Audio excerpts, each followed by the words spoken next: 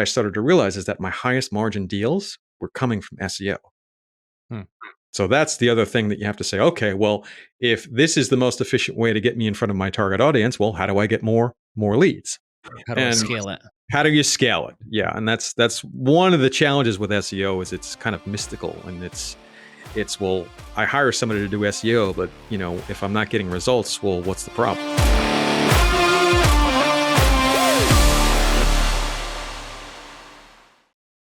Hey friends, you're listening to the CarrotCast podcast, where we help investors and agents like yourself build businesses of freedom and impact. I'm your host, Brady Winder, and today I have with me longtime Carrot.com customer and Carrot Camp alumni, Mr. Mike Otranto. Welcome to the podcast, Mike. What's up, Brady? Great to be here. Doing good, man. Thanks for joining us. Yeah, definitely. So we're talking about dial-in online marketing. It's SEO month at Carrot, first month of the year, and we want to help you get your SEO dialed in because this is a long game. So we've hit a couple other SEO topics during the month. Today we're talking about the ROI of SEO. And the reason why I brought Mike onto the podcast is because he looks at his marketing in a very analytical way, where a lot of investors, they just they get some money from a deal. They say, oh, I got $5,000, $10,000 to play with. I'm going to throw it at PPC. I'm going to throw it at TV. I'm going to see if it works. And are not always as good with the follow-up and evaluating that to see, okay, did it work? Why did it work? Why did it not work? What was my close ratio on that? And so Mike's really organized in that way, and I like the way that he looks at the math behind marketing. And so that's what we're going to talk about is really math over emotion when it comes to spending your marketing dollars wisely, and specifically with SEO and what he's done with SEO to be effective and why it makes sense versus other marketing channels and a few other things. So it's going to be a good conversation. Hope you guys enjoy. But yeah, Mike, give us a little bit of background. Like, how'd you get to where you are? What's your real estate origin story, if you will? My real estate origin story is it really started in around 2000, 2001 when I read Rich Dad, Poor Dad. I already knew that I hated working for large companies. So, I just started, buying more books and then trying to get into it. I think I bought a couple of courses. And eventually I hooked up with a guy that I knew from where I grew up in Staten Island, New York. And I started to call him and he kept telling me, come down to North Carolina. It's so much easier. Raleigh's a great market, and eventually I followed him down. I started doing buy and hold real estate and general brokerage. And by the time I got up to about 40 units, and these were, fourplexes, sixplexes, multifamily. Unfortunately, around 2009, a lot of stuff was losing money. Mm-hmm. So I had to basically come up with an alternative strategy and figure out a better way to invest. In addition, I had to get a job and join corporate America. So I started to rebuild on the side. I started to do some wholesaling just to get started. And, the more I got into social media, digital aspects of marketing, and how emerging they were and how effective they could be, that's where I kind of started on my journey throughout the teens to say, all right, well, let me skip the MLS and let me skip the brokers and the realtors and let me go direct to consumer and try and buy houses that way. So, I joined Carrot in 2016, and almost immediately I started to see more converted leads come to me through the Carrot website. And then I said, well, how do I get more leads? Well, now let's start the SEO conversation, the paid search conversation and all that stuff. But once I started to figure it out, I went full-time in the late teens, 2018. And then, I've been a full-time investor ever since. So I do fix and flip, buy and hold, and a little bit of wholesaling. Okay, nice. Would you consider yourself what's the scale as far as tech savvy? The funny thing about tech savviness is that, there are a lot of people, especially in real estate, that are not tech savvy at all. They're very traditional in their mindset. I think they're very well behind the tech curve. So I'm well ahead of them. But then there are some people that are very high on the tech curve that know a lot more than me. So I guess I'm advanced on the tech curve, but I have to stay humble because there's always new things that I don't know about and new types of software and just new trends that, I might not even be aware of. So, yeah, things are always changing. The algorithm is always making little improvements and changes. It's something we got to be aware of. Yes. Oh, cool, man. I want to ask you one question before we get started. What's the best thing what's the best hack you've ever done to generate leads? Has there ever been one thing where you're like, holy crap, man, this really worked for me? Like a strategy or a thing you started doing, over the past 6 years where like, this is killing it for me.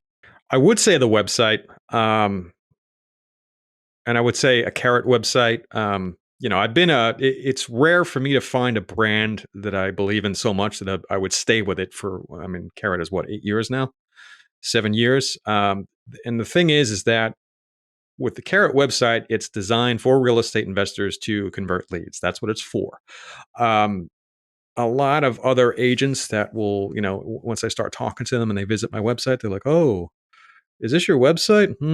I don't know about." Then the funny thing is they don't like it, but the thing is that they're designed to work subordinate to these big franchise names, and their websites don't get them any business because it's not what it's for. It's there to build the franchise brand.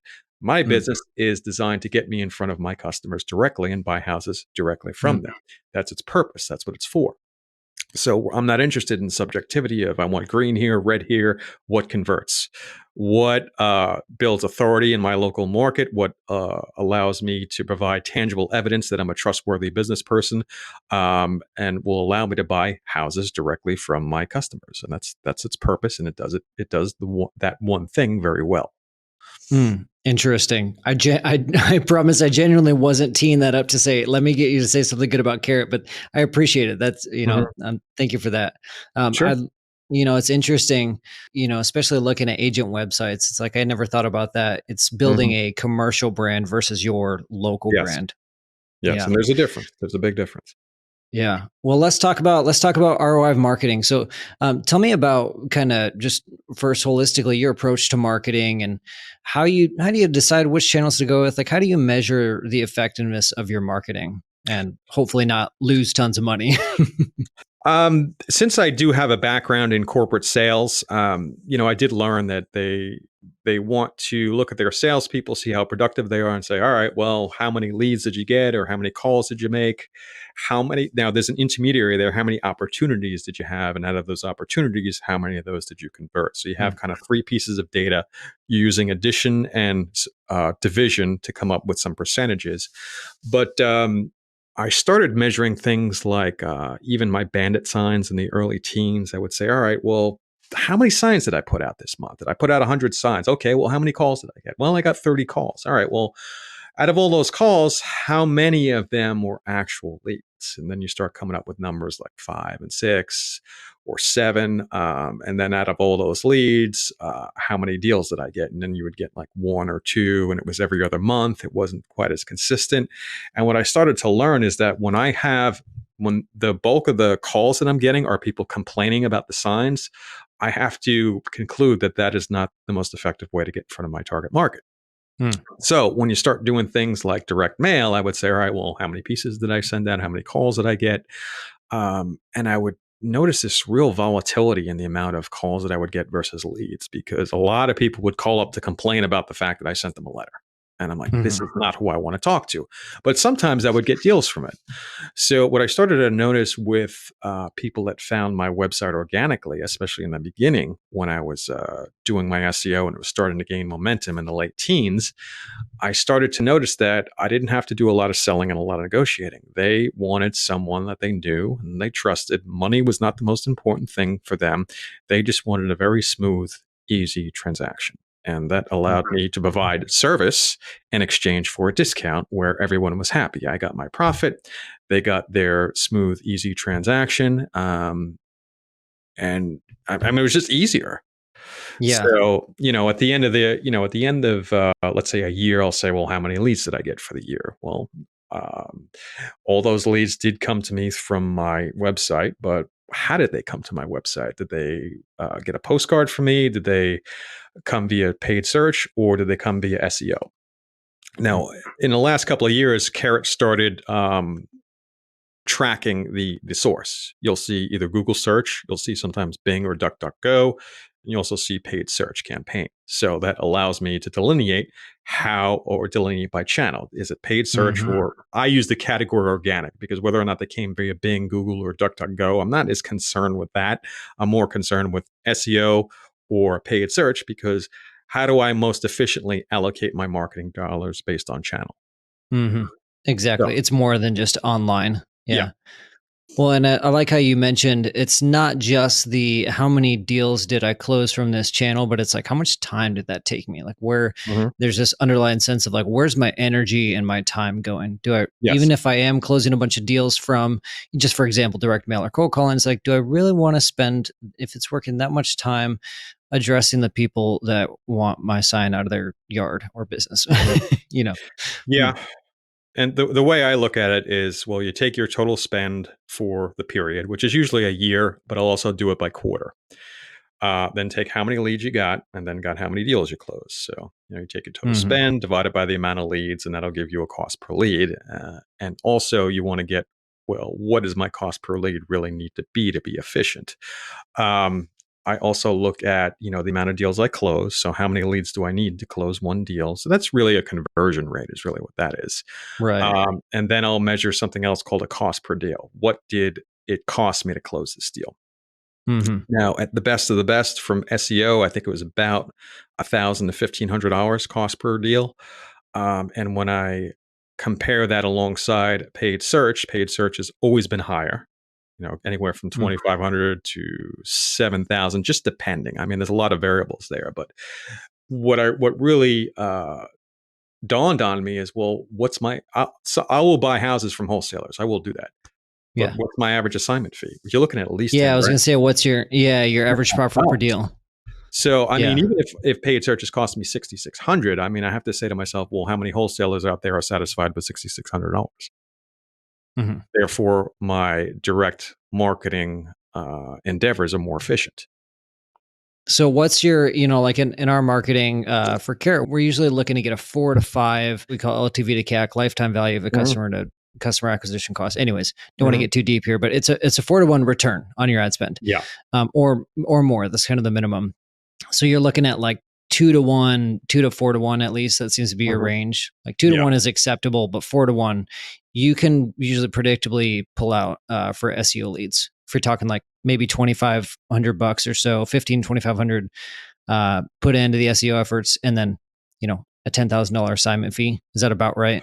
Well, the way I'll do it is, I'm familiar with the 2 to 1 or the 4 to 1 ratio.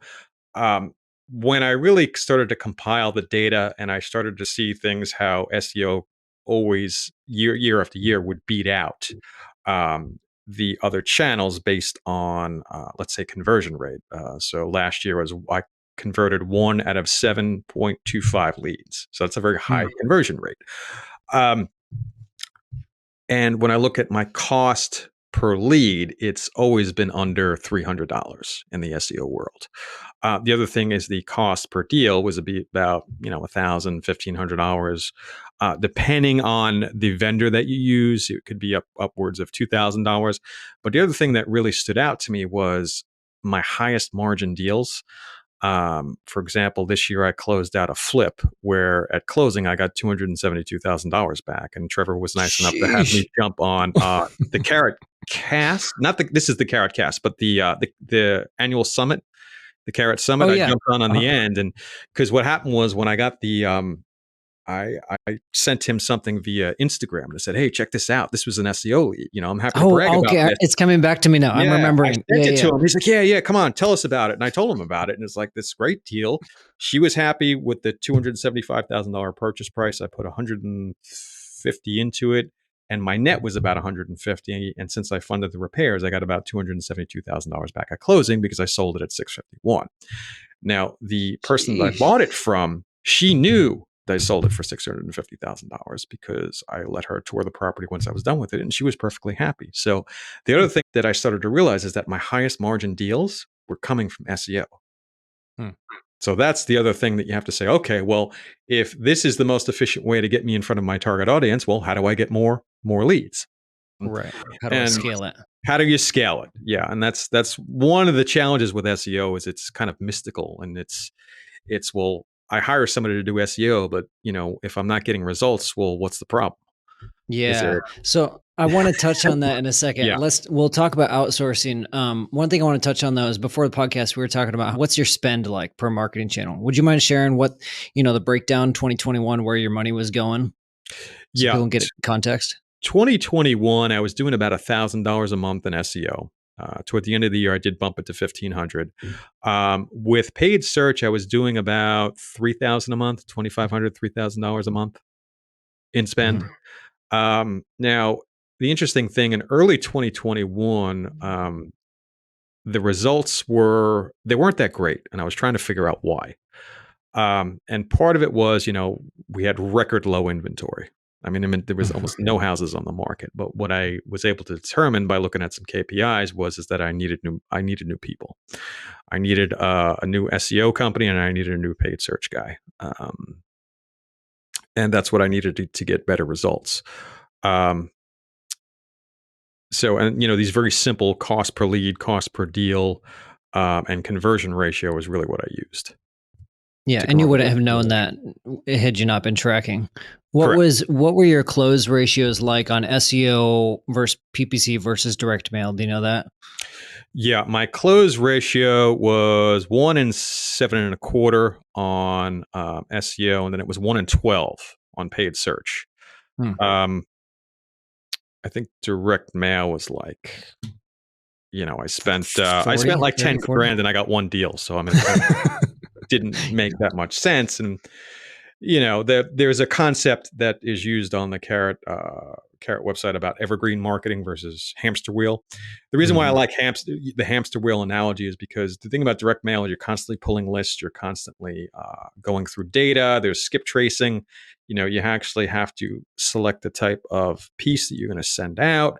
You have to pay for it, but it's this ongoing thing that I have to be involved in, and I am notorious for starting things and not finishing them. So Yeah. you can say anything you want about direct mail, but it's not the best fit for me because I just don't want to be involved in turning that hamster wheel every month. Yeah, But exactly. I want to be buying houses. Yeah, and so two things I want to kind of dig into before we move on is one, before we recorded the podcast, you were talking about like SEO is your bread and butter for sure. Hmm. It's predictable, it's consistent. You're getting your best leads from there, but it's also important to realize you don't want to build your business on a three-legged stool, and by that we mean fully relying on one marketing method, putting all your eggs in one basket can be a Hmm. little bit scary. And Yeah, so you've got SEO, you've got your pay per click going, and are you still doing some direct mail, right? I'm It's, still doing some direct mail. I experimented with some Facebook advertising. I'll buy some stuff from wholesalers, sometimes on the MLS. So you have kind of these alternative strategies as well. But yeah, I do like to have multiple sources to find hmm. deals, not just one. Yeah. So you had mentioned set one and what is 7.5, 7.25, 1 in 7.25 Hmm. SEO leads that you're closing. That's very respectable. That's some of the Hmm. best. So we see about, let's say, average about 1 in 10 for SEO leads to a Hmm. deal. PPCs 1 to 10, 1 to 20, somewhere in that range, usually closer to Hmm. 20. Direct mail cold calling, you start getting up into the 40s and above. Hmm. That's a lot of leads to sift through. So without turning this into a sales negotiation podcast, you had mentioned that your view on sales is a little bit different. Is there Hmm. anything different that you're doing because these are SEO leads, or are you handling them differently? Like, what's that like? The way I handle my sales is I have basically, I have hands-on experience in corporate selling and two different types of selling. One is something called ISR, which is inside sales. And really inside sales is you never meet your prospect, you're always on the phone. It's The all other thing about B2B. Yeah, B2B. The other thing about inside sales is it's involving outbound cold calling, which it's very aggressive, it's very tactical in nature, and it's very pushy. Now you have very low conversion rates. That's where a lot of your tactical questioning comes from. Like, if I were to pay cash and close Friday, what's the least you'll take? Things like that. Hmm. Now, when I went into another type of selling, which was enterprise sales, this was where our minimum contract was about $100,000. I worked for a Microsoft partner, and what we did was we configured an existing Microsoft project, because it was so large and complex and the organizations was so large. The first call was, all right, we don't know what we need. What do you think we need? And there would be usually about a 6 month to a year sales cycle. And there was a lot of talk around, well, what is it that we need and what's it going to cost? Now, in enterprise sales, there was a total absence of this tactical selling style. Hmm. So, what I did with these SEO leads is I found that people were more relationship oriented. They weren't concerned with price. They really wanted service and trust. And I dispensed with a lot of the selling tactics and just talked to them like human beings. I whittled down my sales process to keep it very, very simple. And I found that it worked. Hmm. That's really interesting. I had never thought about. I asked that question not knowing or expecting. Does your sales strategy or technique change based on the type of marketing that you're doing? But from Mhm. what you're saying, it does, and it sounds like the opposite would be true. To where if you took that strategy and applied it to cold calling, I would imagine that it would fail. It wouldn't be if it was treating it relationship based and a little bit more relaxed, less tactical. Would you agree or no? Um, I would have a reservation. I would say it depends. The thing about outbound cold calling, it's a different style. When I was in inside sales and I was actually working for a Google partner, and it was actually, I was selling paid search to auto dealers. Hmm. So that's one of the reasons why I'm so comfortable with paid search is I kind of have an idea of if it's not working, it's usually something, the manager you have, the campaign, there's usually Hmm. something else that's going on that's causing it not to work. It's not the It's not platform, the right? platform itself. But what I learned is you had people with two different styles. You had your real aggressive outbound cold callers, talk very fast, they were very pushy, and then you had some laid back people that were a little more relationship oriented. They took their time. I think that this more of a laid back approach, I think in the long run it's more effective, and you will see Hmm. that style in someone like Chris Voss and Never Split the Difference. He was a hostage negotiator. I think selling has it's evolved over time, and the theories behind it are starting to change. I do think that there are different types of products that are sold. For example, one of my favorite books is Spin Selling, and one of their basic premises was you had features and benefits selling for things like coffee and watches and trinkets and stuff under $100. Then Hmm. you had these six-figure plus type sales where they're more complex. There's less features and benefits, almost no features and benefits. And what they did in the book is you see two things. You see an ad for a digital watch, which is all features and benefits. And then you see an ad for a Rolex, which is no features and benefits because it's a different product for a different market. I think that real estate is more toward the enterprise space where it's a more complex transaction. You're dealing with high dollar amounts. There's plenty of room for the transaction to fall apart. So I think it does lend itself to a little bit more enterprise style, relationship style selling. And that's my opinion Gotcha. based on my experience. And one thing I noticed is that when I was doing cold calling, my no-show rate for appointments was over 90% because people, Hmm. it didn't matter what you told them. They weren't listening because they get hammered with these types of Yeah. calls all the time. But with anything inbound, when they're coming to me, especially when they're coming to me via SEO, they're much more serious about what Yeah. they want to do. And I think that a lot of that has to do with the higher conversion rate and the style of selling. Yeah, that makes sense. That's helpful context. And really, all things aside, it's like trust still trumps tactic at the end of the day, regardless of which marketing Yes. channel. The trust and relationship always come before the tactic, regardless of what Mhm. type of selling you're doing. Before we hit record, you mentioned you spent 11 grand on Facebook ads and Mhm. didn't get a deal. What did you learn from that? What I learned from that is that I got a lot of leads. So I think I got about 53 or 50 leads or something like that. I got two contracts, but both of the contracts had title problems. So that's what really stopped me from buying the houses. Now, once I saw $11,000 and I saw there were no deals, I paused the campaign because even if I closed one of those contracts, that would have put my cost per deal at $11,000, which is too high. Um, what attracted me to Facebook is that the cost to generate a lead is under $100. It could be $40 or $50. So I saw it as a more cost effective way to advertise my business. Um, what I learned is that people from Facebook are very top of the funnel. So if you're going to do Facebook and you're a self-employed person and you're just, you're running the show, it's going to be a lot of more work and follow up. It's Mhm. much more long range. Um, the way I am in my business, I don't have that kind of time anymore. So I do have some plans on maybe doing some more Facebook this year, but the follow up is going to be handled by someone else. I'm And you're not going to talking put about on. follow up with the leads, not Yeah. even just managing the campaign, not the Facebook campaign. Oh yeah, I don't manage any campaigns, any marketing campaigns. I manage the manager. Hmm. So So let's talk about that. Yeah. So SEO. A lot of people, some people are going to listen to this podcast and say, "Yeah, I'm going to dive into it myself." And awesome. I think there's not a right or wrong either way, but um, a lot of people are going to listen to this and say, "Okay, I want to outsource my SEO." And that's okay too.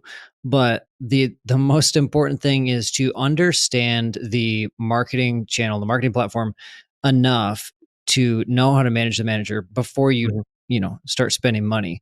So yeah. I say that. What's your experience been like outsourcing SEO? And for context, like what was you didn't have a lot of SEO knowledge coming in. You Mhm. sort of learned it. What did the outsourcing journey look like for you? I started out in the early teens with a VA that was doing a lot of spammy stuff, and that was not very effective. Then I would say later on, once I joined Carrot, there were plenty of coaching calls where Adrian at the time he would discuss SEO strategy, and I kind of learned a lot of it from him. And I noticed that trying to learn about SEO from books really wasn't effective Hmm. because it was just too general. It was like, well, how do you create great content to get people to link to? And I remember I talked to Adrian about this, and he said, well, when you start out with a We Buy Houses website, a lot of people don't want to link to you because their impression is that you're the lowballer that's going to rip people off. So they don't want to link to you. Hmm. And that's one of the problems. So you had to kind of build your own foundation by creating your own content that you create and link back to your own website and sort of build that out. Sometimes they call it tiered link building or link pyramids, Hmm. and use that in conjunction with some more organic, natural, some guest posting and some other strategies to get a real good strategy going. I would say Yeah. that to manage the manager, you need to find someone that specializes in not just real estate SEO, but real estate SEO for real estate investors.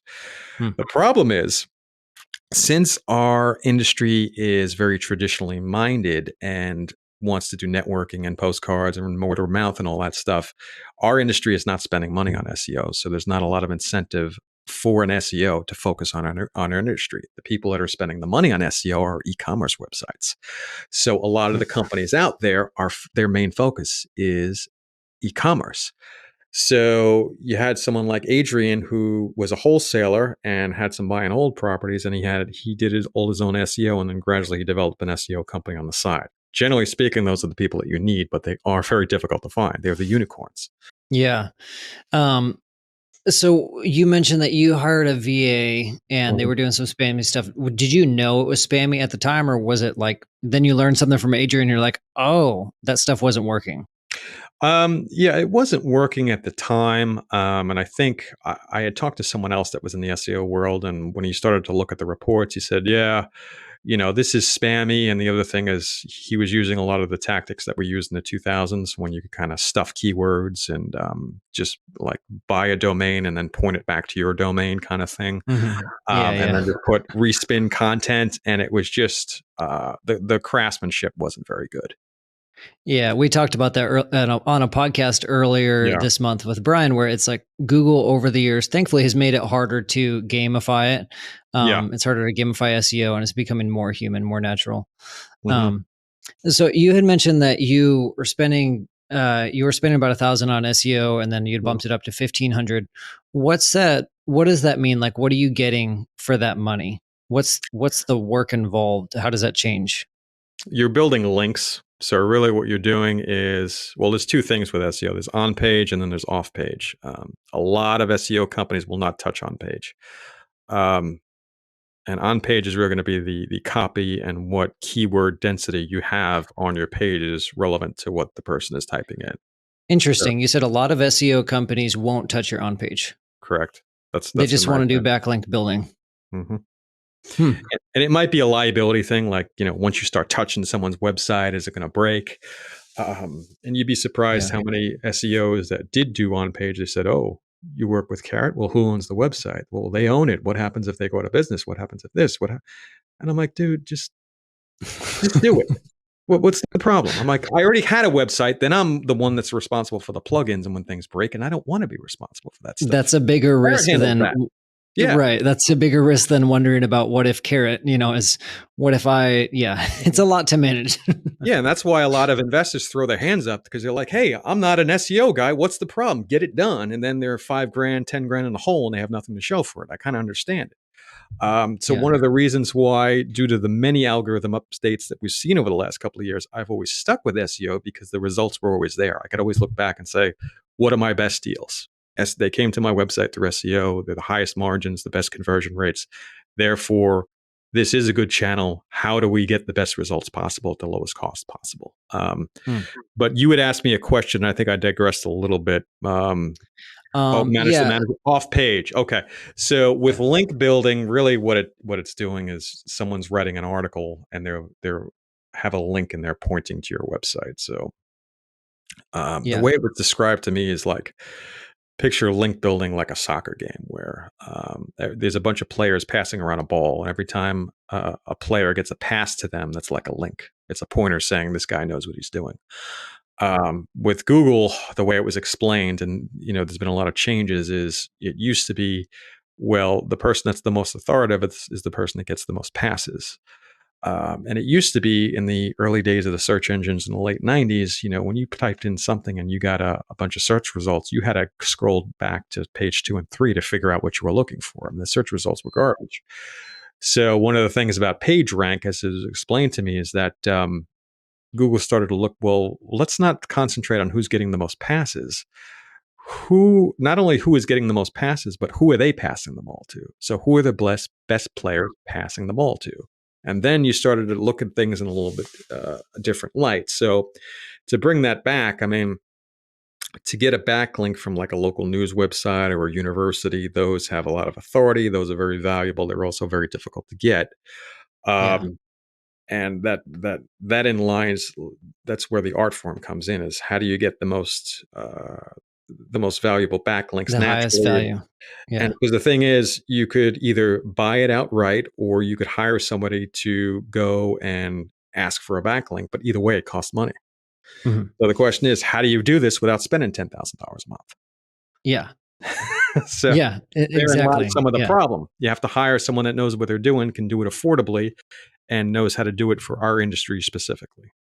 Kind of like, how Exactly. do you hire the best real estate agent? Well, there's tens of thousands of them all over the country. I mean, you have to whittle Yeah. it down and maybe go through 4 or 5 of them until you find the right one. Yeah. And, for the most part, that's kind of how it is. That makes sense. So for context for people listening, you've already got your OnPage dialed in. Your website has been dialed in for a while. So most of the SEO money you're spending is going to backlink building to further increase your, hold your SEO rankings. Who's handling your SEO right now? The guys that I met at Carrot Camp. So SEO meets real estate investing. SEO, yeah. Yeah. Facebook group, go to Facebook, search SEO meets real estate investing. Yeah. Yeah. And that's We'll link it up in the show notes. Yeah. That's Keith Sant and Andy Kalaji. So they handle both on and off page for me. Okay. Awesome. Well, I'm glad to hear they're working for you. Awesome dudes, really know their stuff. I believe you could find Andy's backlink building service in the Carrot Marketplace. So if you guys are a Carrot member, go to marketplace.carrot.com. Andy's backlink service in there, or you can look at the Facebook group and learn from Keith and Andy. We're going to wrap this up here. Anybody listening, if you want to dive deeper into SEO, or if you missed our episodes earlier in the month where we talk about the strategy of SEO and why you might want to get into it, we've got like a ton of resources, all of our resources on SEO at carrot.com/SEO. And so you can go check it out there, just dive down the rabbit hole with us. If you have any questions, any comments, anything you'd like to hear on the podcast, or you have a question for myself or Mike, hit me up, Brady at carrot.com. I'd love to hear from you. We'll talk about it on our next podcast. Mike, anything else you want to address before we wrap it up here? Any last final words? Sure. If anybody has any questions for me, you can reach me on my Instagram at Mike_Otranto. I'd be happy to answer any questions. Yes. I'm sorry. I forgot to ask. Yeah. Yes, you can exactly. see I'm actually buying houses by what I post on my Instagram.